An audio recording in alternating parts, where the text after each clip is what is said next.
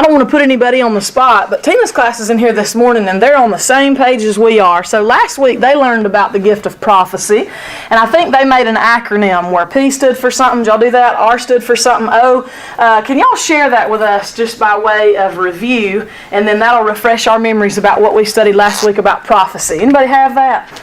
And I cleaned this board off. All right, Ainsley, hit us with what y'all said for the P of prophecy. Proclaim the things of the Lord. All right, proclaiming, okay? So proclaiming the things of the Lord. All right, what did y'all say? And this might be good for y'all. Let's learn from them. All right, what did y'all say for the R, somebody?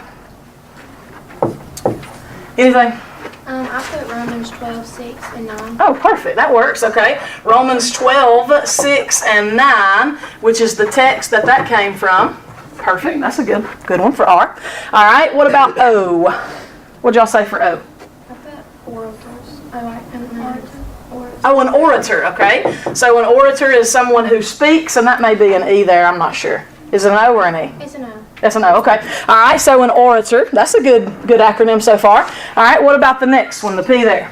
Persuasive in speech. Very, very good, all right. I'm impressed. Persuasive in speech.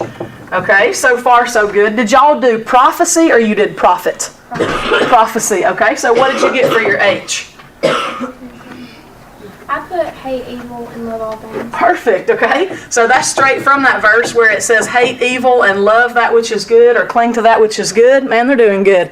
Are y'all impressed? I'm impressed, okay. All right, E, what y'all get for E? Expressive thought and ideas. Okay, expressive thoughts and ideas. Okay, so expressive thoughts and ideas. All right, what did y'all get for the C? Come to a conclusion. Okay, comes to conclusions. We said last week that they are very impulsive and very quick. They do come to conclusions, and usually they are correct conclusions. We talked about the gift of discernment last week that goes with the gift of prophecy. And then what did you say for the Y? You are clean. Okay, you are clean. All right. Now explain that to me. You are clean. I got it from Acts 2:38. Okay. And I was reading it and just said, that stood out to me. Gotcha, okay. All right, so probably as a result of the gift of prophecy, what they are seeking from people is that they have clean confession and repentance. So good job. Man, y'all want to clap for them or something? That's pretty good. All right, so I'm going to challenge y'all this week. Let's talk about the gift of service, and this is something that I want y'all to start doing in your notes, is jot down SERVICE, and then maybe next week y'all can impress Tina with something that has stood out for the acronym of service. All right, so chapter 6 in Tom Rush's book, Your Reasonable Service, is called The Gift of Service, and it is serving others for Jesus' sake, and I think this is important, meeting practical needs to free others for ministry. So when it is used in the local church, now it is also used outside the local church, but when it is used inside the local church, the main goal really of the person with a gift of service is to take work off of somebody else to free them up for their ministry. So freeing others for their ministries. Now, in the Greek, the word is diakonia, which literally means to wait on a table. Now, where else have you heard that comparison of the word waiting on tables as it relates to the church? You may know what role literally means those who wait on tables. Waitress. Well, waitresses do go in there, but in the local church, what do y'all think? You're talking about the deacons? Deacons. It's the same word, diakonia, which is the same word we translate deacon. And it literally means to wait on the tables. And so we'll read later in the book of Acts how that people got busy in the church, and they said our widows are being neglected, and we have other needs, so they elected deacons. And the word service literally comes from that same word that means to wait on the tables. All right, turn with me, if you will, to Romans chapter 12. And we'll start here, verse number 7. So Romans 12, verse number 7. You know that Paul here is listing off the gifts. And last week he said, if we have the gift of prophecy, then let us prophesy according to the proportion of our faith. And then in verse number 7, he says, or if we have ministry, let us wait on our ministering. So this is the gift of ministry, or the gift of service, as we call it, okay? And then remember, we talked about how that he pairs up those verses in Romans 12, 6 through 8. He pairs them up with the ones below. Hop down to verse number 10 and look what he says about those who have the gift of service. He said, be kindly affectioned one to another, with brotherly love, and in honor preferring one another. Now, that word brotherly love is that word Philadelphia. Philadelphia is called the city of brotherly love, and we translate it into phileo, and it literally means to just have the love of brothers. And I thought that makes perfect sense as we talk about the church being a body and being a family. It becomes a family because people with the gift of service are commanded to love as brothers love one another. So he says to have brotherly love, and in honor prefer one another. Now, let's talk about the characteristics of the gift of service. So, last week I know a lot of you were just jotting these down and just letting them make sense to you, and I think somebody's going to pop in your head. Several people will pop in your head as we look at these characteristics. All right, the first characteristic of the gift of service is an ability to recognize personal needs and a desire to meet them. So I'm going to say that again. An ability to recognize personal needs and a desire to meet them. So people with the gift of service, they recognize when people have a need, and they also have a desire in their heart to meet that need. Now here's the thing. People with a gift of service normally don't need to be told that something needs to be done. They often recognize it on their own, and they rarely say, if I had only known. Oh, if I had only known. And even this morning, I'm walking around, I'm looking through boxes, I'm opening this filing cabinet, and Kelly says, is there something that you're looking for that I can help you find? Now, none of y'all others said anything about helping me find that thumbtack. They just carried right along in their conversation. But Kelly said, is there something that you are looking for that I can help you find? And I thought, because she's got to get to service. So guess who went and found the thumbtack to hang up our clock back there? It wasn't me. It was Kelly. Because not only did she recognize that I had a need, I'm looking around for a thumbtack here and I can't find it, but she had the desire to go meet that need. And she went and she found it. And then when she came back, you know what she said? Is there anything else that you need? And I said, yeah, I need some spray to clean off this board. And you know what she did? She went and she found the spray and she brought it back. And I thought, thank you for that perfect illustration. They see needs. They don't say, oh, well, if you'd have told me you were looking for a thumbtack. Well, if you'd have told me you needed some board spray, then I'd have gone and gotten it. These are people who recognize it on their own whim. And they're the people who come into your house. I like this part. Kelly, you're free to come over sometime. And they see dirty dishes in the sink, and you know what they do? They go over there and they start washing them. And they don't have to be asked, hey, do you want me to? They say, hey, man, she's got dirty dishes in the sink. I need to come over here and start washing those. That is evidence of the gift of service. They don't have to be told. They don't need to be asked. They recognize it. Now turn with me to Philippians chapter 2, verse 19. And here we have the example of Timothy. Philippians chapter 2, verse number 19. He says, Timotheus here. He says, Paul is writing here, and he said, but I trust in the Lord Jesus to send Timotheus shortly unto you, that I may also be of good comfort when I know your state. So he's talking to the people at Philippi, and he said, I'm going to send Timotheus to you. I'm going to send him to you, and here's why. He said, verse number 20, for I have no man like-minded. He said, there's no man that thinks like him. Look at what he says, who will naturally care for your state. So when Paul spoke to the church at Philippi, he said, I want to send Timothy to you because there's no other man like him who will just naturally care for your steak. I care for steak. He cares for your state, and he says he will come to you. And in verse number 21, I love this little note. He said, for all seek their own, not the things which are Jesus Christ. He said most people just tend to seek the things that they need, but Timothy is a man who sees the needs of others and he meets it, and he said, I'm going to send him to you. The first characteristic of this gift is recognizing personal needs and having a desire to fix them, okay, to meet them. Here's the second characteristic. A joy in serving others that frees them to do more important things. I'm going to say it again. A joy in serving others when it frees them to do more important things. The server knows this.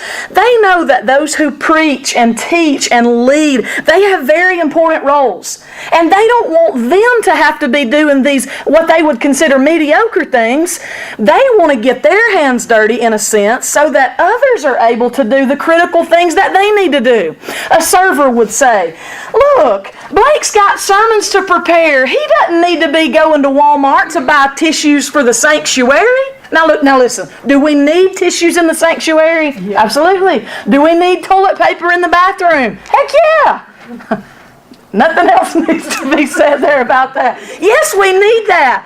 But do you want to pull a pastor out of his role to be doing that? No. And I hope that Kelly was thinking in her head, Jennifer needs to just be preparing herself mentally for this lesson in a few moments. Let me go find the thumbtack. Let me go find the thumbtack. She's got more important things to worry about. I don't know what she was thinking.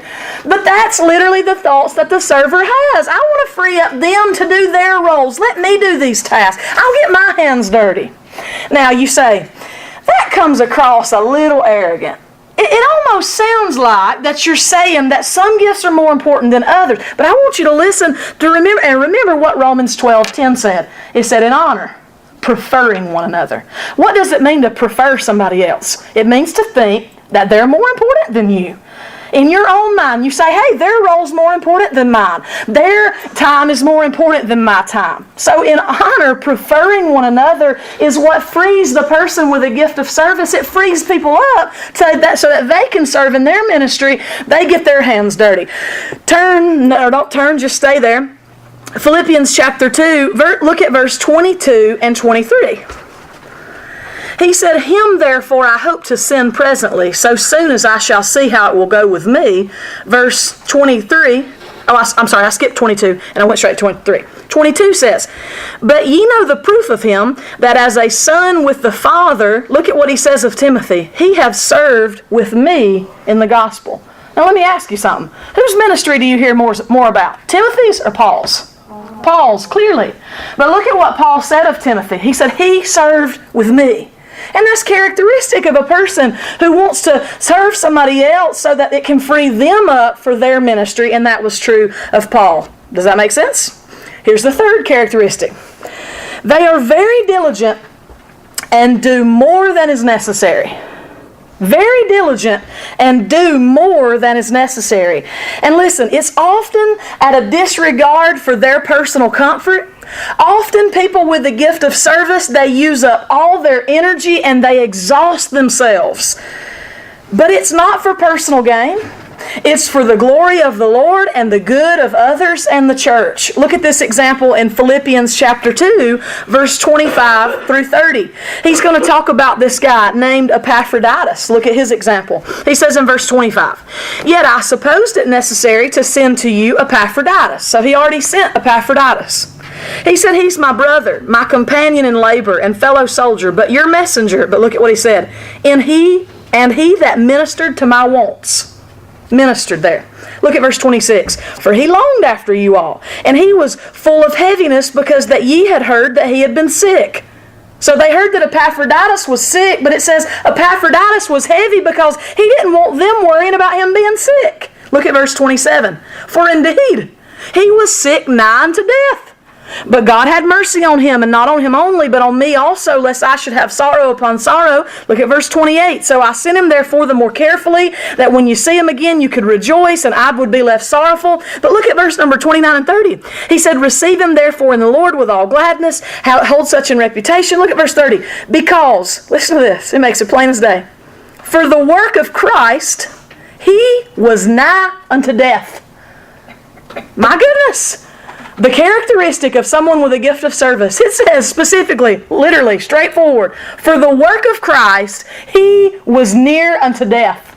But it says, not regarding his life. Why? To supply your lack of service to me.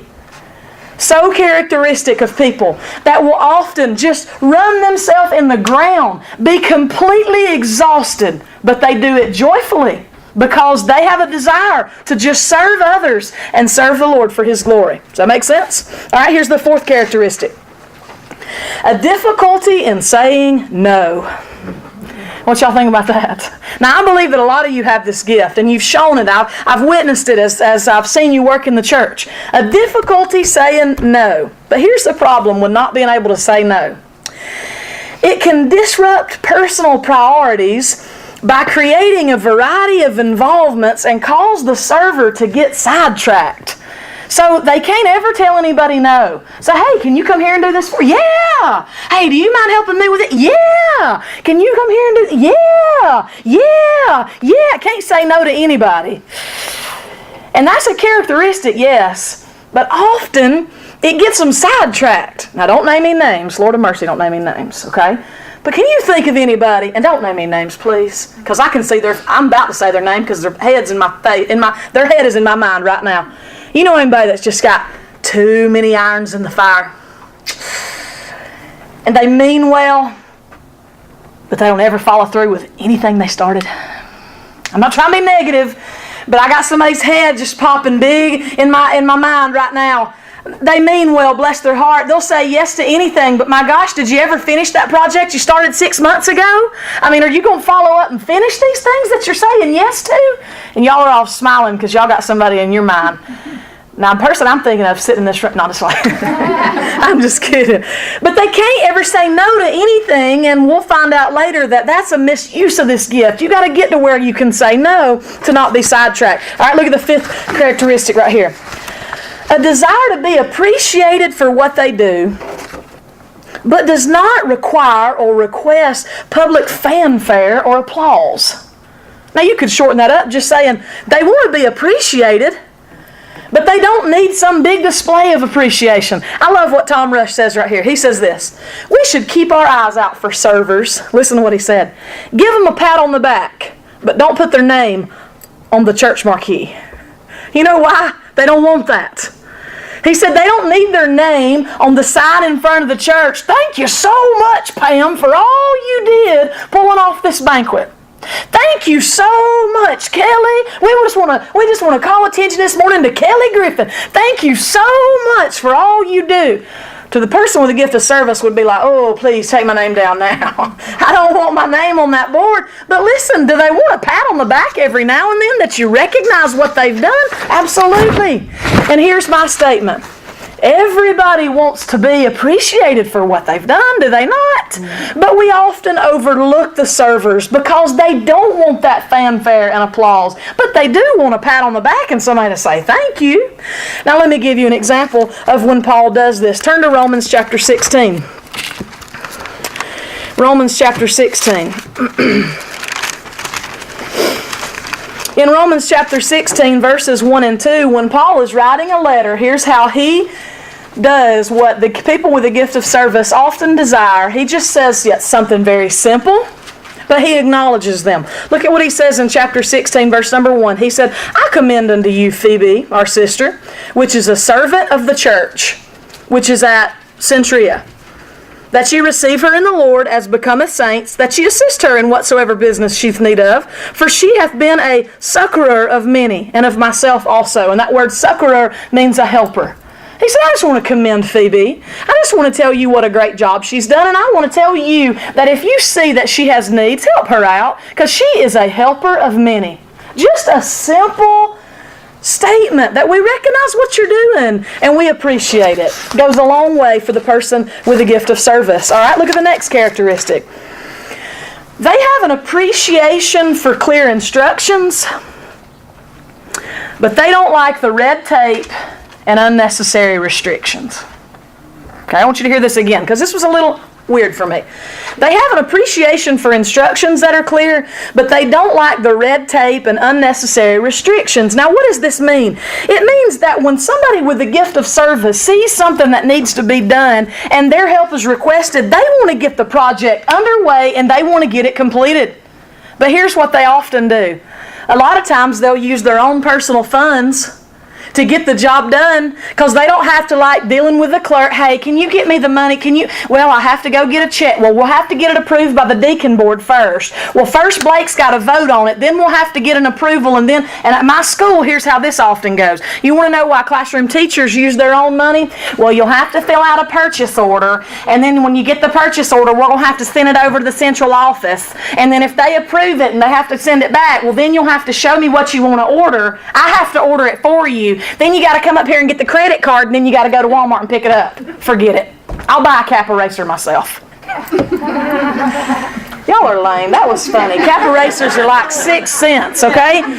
But they want clear instructions about what they need to get done, but don't give me the red tape. And I agree with them in that. My goodness, can't we just get it done? I'll just buy the stuff myself, heaven to Betsy, but don't have to go through all the red tape to get stuff done. That's true of someone with a gift of service. I won't say any names, but I know people in this church who have paid for a lot of things that I bet you're not even aware of. And I won't start naming off stuff. There are a lot of big appliances in our church that people bought with their own personal money. Because you know what they said? Lord of mercy, we ain't got no ice down here. That ice machine's from 1924. It doesn't work. Let's get another one. I'll just buy one. Lord of mercy, what's wrong with this old crappy stove in here? Well, maybe they don't use that word crappy, but I do. What's wrong with this crummy stove here? Well, heavens, let me just buy a new stove. And people just put their own money because they say, hey, we need it. I just want it done so we can just go forward. And that is characteristic of the gift of service. Look at number 7. Characteristic number 7. Does not delegate, but would rather do the job themselves. They're not going to ask what needs to done. They'll just be what needs to be done. They'll just begin doing it, and they don't want to delegate and let somebody else get in there. They'd rather just do it themselves. Now, we're going to see this come up later as often a misunderstanding. People often don't like that. They say, well, I get around so-and-so, and they never let me help. They're just rude. They just want to do everything themselves. No, they just want it done right. And so they'd rather just go ahead and mop the floor than watch some, goofwad sit over here and halfway streak up the floor. They say, just go on, I'll do it myself. They just want it done themselves. Turn to John chapter 12. Well, you remember this chick. We know her name is Martha. John chapter 12, verses 2 and 3. Well, it says that they had a supper. They made Jesus a supper. And verse number 2 says, and Martha served. Then Martha got tore up because Mary was sitting at the feet of Jesus, but Martha was in the kitchen serving. Hey, sometimes people who cook, you know what they just want to do? They just want to cook. They just want you to go on somewhere else. And we try to help them out, don't we? Hey, I go in the fellowship hall sometimes on Wednesday nights. Pam, is there anything I can do to help you? You need me to... No, I think I got it. And you know what she's thinking? I don't want these beans scorched by somebody that ain't got a darn clue what they're doing. That's probably what's going through her mind. No, we got it, honey. And then you walk up, you ever been in that situation? People are doing something and you come up, you say, hey, is there anything I can do to help? No, I think we're good. I think we're fine. Because they just want to do it themselves so that it can be done right. And a lot of times people get their feelings hurt by that. Hey, don't get your feelings hurt, just understand. That's classic of the person who has the gift of service. All right, look at the next one. They prefer short-range over long-range projects. Because see, here's the truth. Servers like to see projects done to completion. They just want it done. So they like short-range over long-range projects. Now here's the thing. Long-range projects, long-term tasks, they have to have sometimes not only the help of servers, but they have to have somebody with the gift of administration to oversee them, to keep it on track and get it completed. The server, who has a quite different gift here, they just want it to get started and get finished. Be done. The 9th characteristic. Often they feel inadequate for spiritual leadership. Now, this is interesting, and it kind of struck me a little strange at first, but then the more I thought about it, I saw somebody's head pop in my mind, and it's so true. People with a gift of service, they tend to think, I just do these. I just want to sweep the floor. I just want to do this. I just want to do that. I can't lead anybody spiritually. Can you kind of see this coming? They just think, oh, no, that's for somebody else. That's for somebody maybe who's smarter than I am. That's for somebody who's got a different calling. And Tom Rush says this. He said, it's characteristic of these people, but it shouldn't be a drawback to spiritual leadership. Don't think that just because, and I'm doing air quotes for those who won't see me when they hear this, air quotes, just because you only have the gift of service, don't think that means you can't be in a spiritual role somewhere. I mean, that your gift does not lessen you in any way to be in a spiritual position or to lead someone spiritually. You just have a different gift. So there are the 9 characteristics of people with the gift of service. Now, did any of those strike you as strange? Any of them startle you in any way? Any of them catch you off guard? I don't know about you, but for me, I thought, yep, sounds right. Yep, I see that. Yep, that's exactly how they are. It all sounded way too familiar as we look at those people. Now let's talk about some misunderstandings and misuses of the gift of service. Now there are 8 of these, and these are pretty quick. Here's one. They may appear insensitive and impatient with others. And here's the truth. Listen, they're hard workers. They get tasks completed. And they don't cut corners because they don't want to have to come back and do it again. And they often get frustrated when others don't share the same work ethic that they do. And they get frustrated with a lack of stamina. And they're like, dude, we came here to decorate. What y'all standing around chit-chatting for? I mean, come on. We came here and we said we were going to get this done and y'all are just over there talking. I mean, they get frustrated. Now, let me just be honest. You could get your feelings hurt. Or let's be honest, we can just understand, hey, that's just their characteristic. They just have a good work ethic, and it's hard for them to deal with people who don't have that same stamina that they do. And I thought about this, cleaning up the fellowship hall after a meal. Now, I found myself in this category right here. I don't know that the gift of service is necessarily my primary gift. I definitely know that it's not. But you know, a lot of times after church, I can recognize, hey, this whole place is a wreck. You know, it's got to be cleaned up. And a lot of times I'll be over here cleaning up, and I can't help it. I just look at people that are just standing there chit-chatting, and you know what comes to my mind? What the heck are they doing? I mean, they're literally just standing there. Can't they see? And you know what the truth is? They probably can't see it. I mean, they probably can't see. And let's just be honest, it's usually men. It's usually men who are just standing around chit-chatting. They're just doing whatever, and you're like, man, we got a task here. And people with a gift of service often get frustrated when others don't get on board to get things done. Here's the second truth. They may come across as pushy or as desiring to exclude others. And I think I already mentioned this. They're not trying to exclude you. They just want to get it done right. And they may want to just do it themselves. I get that. I do. I get that. I understand that. Here's a third one. They may neglect their personal and their family's needs to help others. I want you to listen to this one. You ever known that plumber's wife whose sink's always stopped up? I used to have a friend, her dad was a carpenter, and he made just extravagant things, and man, he could build houses, and I saw some cabinets he did one time, and they were just beautiful, man. And I watched him frame up a cabin for somebody, and I just thought it was gorgeous. And first time I ever went over to her house, I thought, man, now their house is going to be something to see. It wasn't nothing to see. I mean, their cabinet doors didn't even barely close. I mean, there wasn't nothing done. And I said to my friend's mother, I said, doesn't he do this kind of stuff? I mean, he does this for a living. She said, girl, he ain't going to do nothing around here for me like that. And it typically is that way.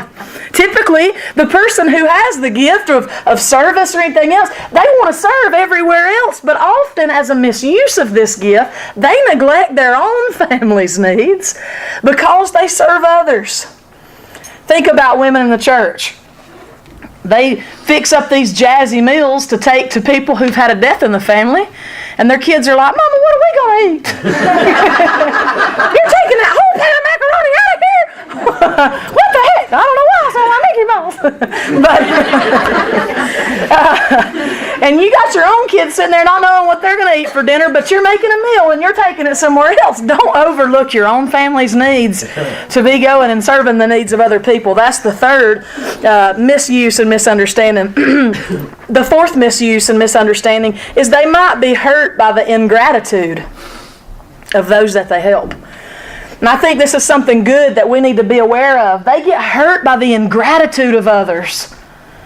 People who have that gift of service and serving, I mean, they know that it's their gift and they want to do it, but my gosh, they want people to say thanks.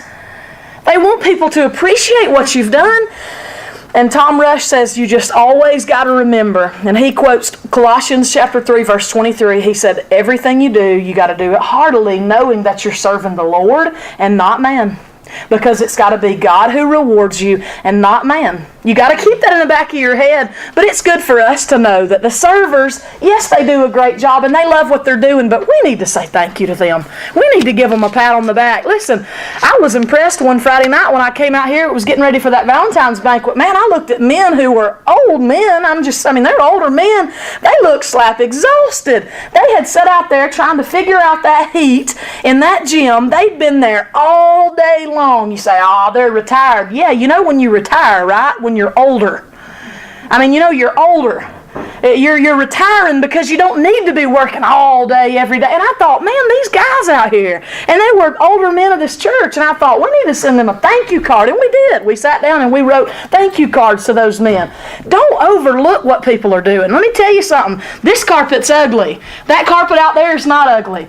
I came down here one evening and helped them lay carpet. I couldn't even hardly get up the next morning. I mean, I thought, hey, I'll go down there and I'll help them out. Lord of mercy. I mean, there were muscles in me that were killing me that I've never used before. That ain't easy.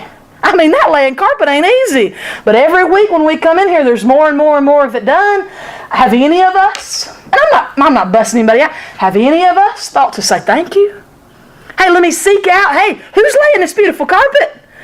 That don't go down by itself. Who's matching up these edges? It's not frayed on the sides. It is beautiful. It looks professional. Hey, it ain't a professional who's doing it. It's men out of our own congregation. Let's seek them out and say thank you.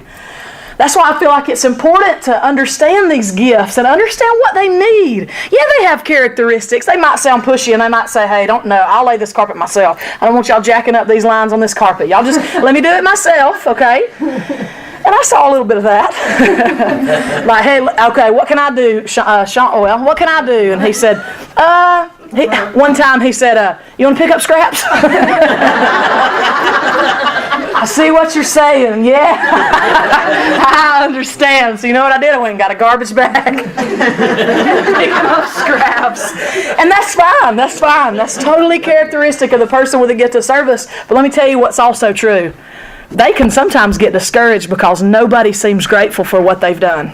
Nobody seems grateful. Hey, don't make Blake, I'm just going to throw this out there.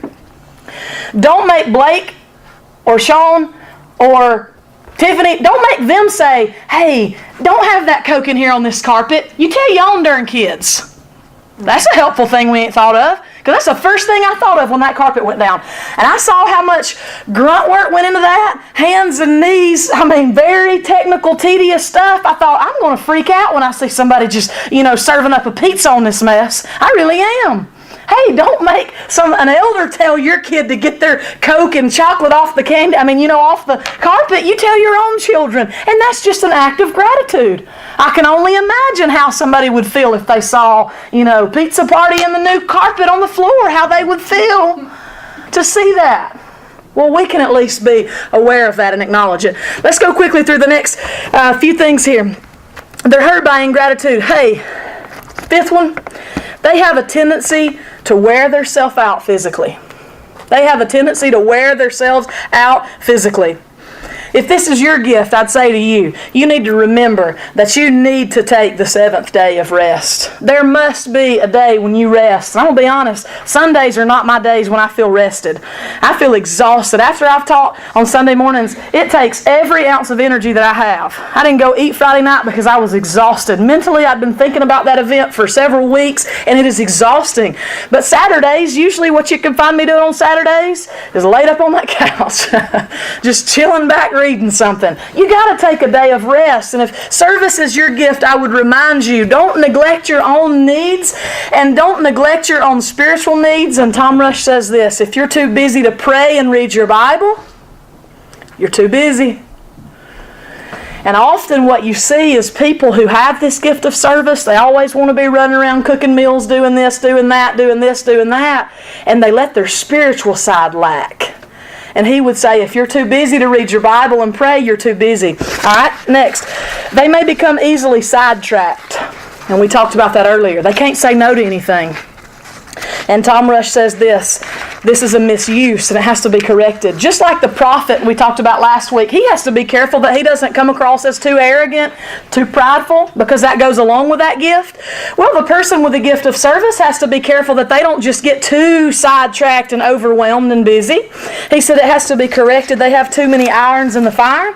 They leave things unfinished or not done well, and that's something that needs to be corrected. Let's talk about two more characteristics and we'll be winding down. They will sometimes, number 7, sometimes try to go around proper authorities to get a job done. See, a lot of times people with a gift of service, they say, we just need to get it done. And somebody might say, you have to have a permit to do that, it don't matter. Here's what they say. It's better to ask for forgiveness and permission. Or they'll say, they'll thank us when we're through.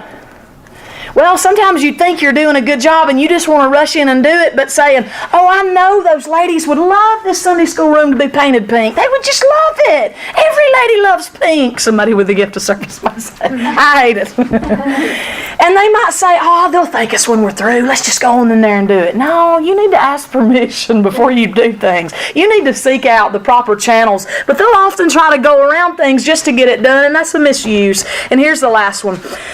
They may neglect more important spiritual needs to take care of physical needs. And I want you to listen to what Tom Rush says. So you could shorten that by saying physical needs, they complete, but they slack in spiritual needs. Here's what he said. You will never be the most effective in your ministry of service to others unless you are daily walking with the master that you profess to serve. So even if your gift is service and you feel like that requires you to constantly run and do and say yes, yes, yes, yes, yes, take care of your spiritual needs. Know that as in the story of Mary and Martha, there was nothing more important than Mary sitting at the feet of Jesus. And Jesus said to Martha, you are cumbered about with much service, but Mary hath done the good thing. And he said, we won't take it away from her. He said, you're real busy, I get that. Somebody had to prepare the meal, but she is sitting at the feet of Jesus. All right, let's talk about just a couple things. Turn to Acts chapter 6. Acts chapter 6. In Acts chapter 6, verses 1 through 7, you'll see that there's this discussion about deacons. And I'm reading this because we said that the word, diakonia, literally means to wait tables. That means to serve. It also means to be a deacon. And in Acts chapter 6, it says that in verses 1 through 7, it says, they set out men who were of honest report. And it says, verse number 2, he said, it's not reason that we should leave the work of God and serve tables. There's where your word serving tables comes out of. Paul and people who had those gifts of prophecy and different things, they said, we're coming away from our ministry to wait tables, and we need somebody who can do this. And they appointed deacons. And you look in verse number 5, it said, so they started calling them out, Stephen and Philip and Prochorus and Nicanor. They called out 7 deacons. Now here's something that's very interesting. So you mean to tell me that everybody with the gift of service will be a deacon? No. That's where Paul said in the book of Romans, remember when he says, and I think he says it over again in Ephesians chapter 4, he said there are diversities of the gifts. There's 7 gifts, but they show themselves out differently. Some men who have the gift of service will be deacons. Some women, we don't have deaconesses in our church, but some women who have the gift of service will be on the committee to send meals to people who've had a death in the family. Some people who have the gift of service will clean. Some people will do this. Some people will do that. There are lots of varieties of how it shows itself out. Look at how Jesus demonstrated the gift of service. Turn to John chapter 13. I'm not going to read much from there, but let's just mention it. We said last week that Jesus is going to demonstrate every gift. How does Jesus demonstrate the gift of service? In John chapter 13, I want to mention this. In John chapter 13, you know what most of that text is about? Jesus, it said, got up from the table. In John chapter, did I say John? John chapter 13, yes. It says he got up from the table, and verse number 4, he laid aside his garments, he took a towel, he girded himself, he poured water in a basin, and he began to wash the disciples' feet. And I'm going to tell you the very practical truth about foot washing. Here's a real in-depth question. You know why Jesus washed the disciples' feet? They were dirty. Period. Okay? Is there a deeper spiritual meaning? Absolutely. As there always was with everything that Jesus did. But at face value, why did Jesus wash the disciples' feet? They were dirty. They walked everywhere they went. And they had Jerusalem cruisers. You know, people are starting to wear those sandals. And I sometimes hear kids say in school, look at your Jesus sandals. And I'm like, well, at least they know who Jesus was. They might not know much more about him, but they know he wore sandals. And they're trying to be negative, but I think it's cute. And I'll say, look at them Jesus sandals you got on. So they wore sandals and they walked and they were in a dusty region, and Jesus washed their feet because their feet were dirty. Period. That was Jesus acting in the gift of service. He saw a need. Before we come into these people's homes, let me wash their feet. Now, you want to know on a spiritual level what foot washing illustrates? It has to do with being purified from sin. That's why when Peter said, you will not wash my feet, he said, if I don't wash your feet, you'll have no part with me. And he says, then wash my whole body. Oh, no, he said, you don't need your whole body washed. And the truth is, once you're saved, you're saved. But do your feet get dirty? Absolutely. And you need a cleansing. From Jesus Christ? Yes, from Jesus Christ. But here's the picture of foot washing from your fellow believers. And that's what is illustrated in a foot washing service. One thing I miss about being part of a little small independent Baptist church is, boy, there is wonderful power in a foot washing service. And I've been in several of them, and I'm moved at the humility it takes to wash people's feet. Is it all about humility? Not necessarily. It's saying, I care about your walk with Christ, and I'm going to call you when your feet are dirty. Boy, that's a touchy place. Saying and allowing someone to wash your feet says, when you see sin in my life, come clean me. Come help me stay clean. That's a very moving and a powerful service. Look at Mark chapter 10, verse 45. Last verse we want to look at. Mark chapter 10 was a statement that Jesus made. Verse 45, we're familiar with it. But in Mark 10:45, this is what Jesus said. Even the Son of Man came not to be ministered unto, but to minister. Jesus Christ said of his own ministry, I didn't come so you would serve me. I came so that I could serve you. Jesus demonstrated the gift of ministry as he fed people, as he healed people, even as he taught people, he was serving them. Here's a quote that I'll end up with that Tom Rush said. He said, our service to the Lord will not gain us entrance into heaven. When we serve the Lord, we're doing that which was our duty to do. But what a privilege, he said, it is to serve the Lord.